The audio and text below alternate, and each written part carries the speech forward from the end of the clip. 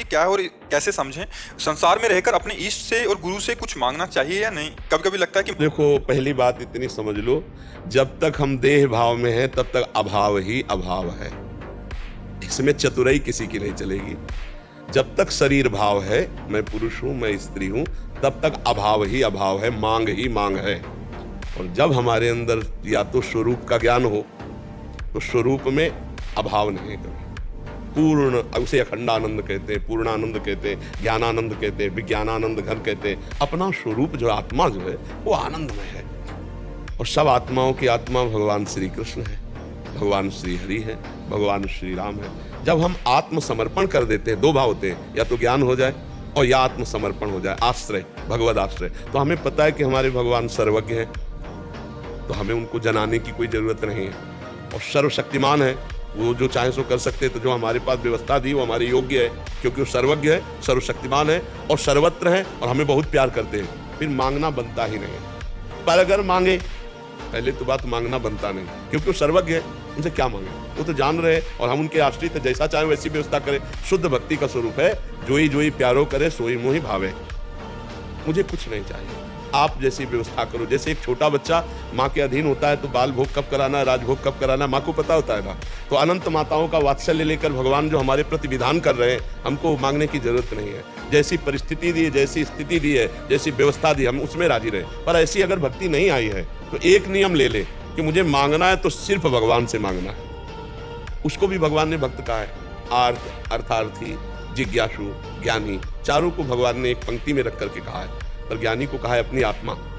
अगर हम भगवान को जानना चाहते हैं तो सिर्फ भगवान से प्रार्थना करें, वही सद्गुरु रूप में मिलेंगे। और सोई जाने जे देव जनाई, जानत तुम्हें तुम्हें हो जाए। अगर हम अपना संकट निवारण करना चाहते हैं तो सर्वशक्तिशाली भगवान से, जो करतुम अकर्तुम अन्यथा करतुम सर्व समर्थ है, वही हमारी संकट निवृत्ति के लिए। अगर हमें अर्थ चाहिए तो हम सिर्फ भगवान से मांगे, सिर्फ भगवान से, तो हमारी बात बन जाए। भगवान से जब कुछ मांगा जाता है तो भगवान वो वस्तु अगर उचित होगी तो देंगे, और जब वो देंगे तो उसमें साथ में उनकी कृपा भी आती है। जैसे वस्तु व्यक्ति स्थान में ममता और राग करके हमारी दुर्गति हो जाती है, तो भगवान के द्वारा प्राप्त वस्तु व्यक्ति स्थान हमारी दुर्गति नहीं सदगति का कारण होगा। जैसे श्री भगवान से करदम जी ने 10,000 वर्ष तक तपस्या करके प्रसन्न जब भगवान हुए, प्रकट हुए, तो उन्होंने पत्नी मांगा, महाराज मनु जी की पुत्री देहूति जी दी।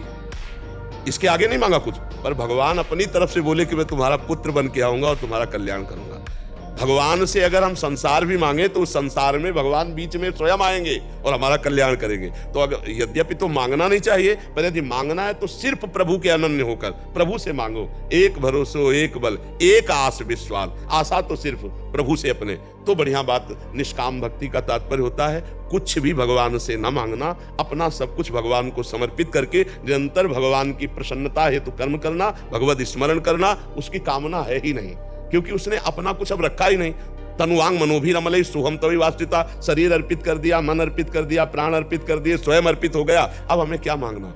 अब हमारा कुछ अस्तित्व ही नहीं। ऐसा निष्काम, लेकिन ऐसा भक्त होना बहुत कठिन है, क्योंकि हम देह भाव में हैं। तो हम ये नियम ले ले कि हमें जो मांगना हो भगवान से, भगवान पूरा करे तो सही, और ना पूरा करे तो बहुत सही।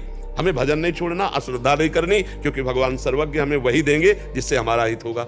जैसे नारद जी ने भगवान से पूछा, जब भगवान सिया जी के वियोग में हे खग हे मृग हे मधुकर सेनी ऐसे विलाप करते, तो पंपा सरोवर के पास भगवान विराजमान थे। तो नारद जी गए और प्रणाम करके पूछा, क्योंकि नारद जी ने ही तो शाप दिया था कि जैसे मैं अपनी वियोग दशा में हूँ, हमारी भावना थी कि ब्याह हो जाले तो तुमने छीन लिया, ऐसे तुम स्त्री वियोग में तड़पोगे। तो इसीलिए नारद जी ने कहा कि प्रभु मेरा ब्याह क्यों नहीं हो जाने दिया?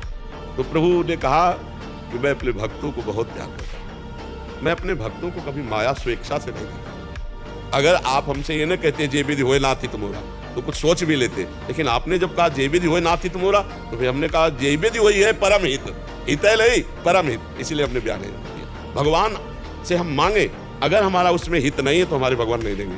फिर श्रद्धा मत तोड़ना कि भगवान से मांगा और भगवान ने दिया नहीं। हम खूब नाम जप करें, भगवान की लीला कथा सुने, और जैसी परिस्थिति में भगवान रखे उसमें राजी रहे। यदि ऐसी स्थिति नहीं है तो हम जो मांगे वो भगवान से मांगे, पर इतनी छूट दे दे कि वो पूरा करे तो जय जय, और पूरा ना करे तो भी जय जय। कोई मंगल विधान होगा, इसीलिए पूरा नहीं किया, ऐसा सोचना चाहिए।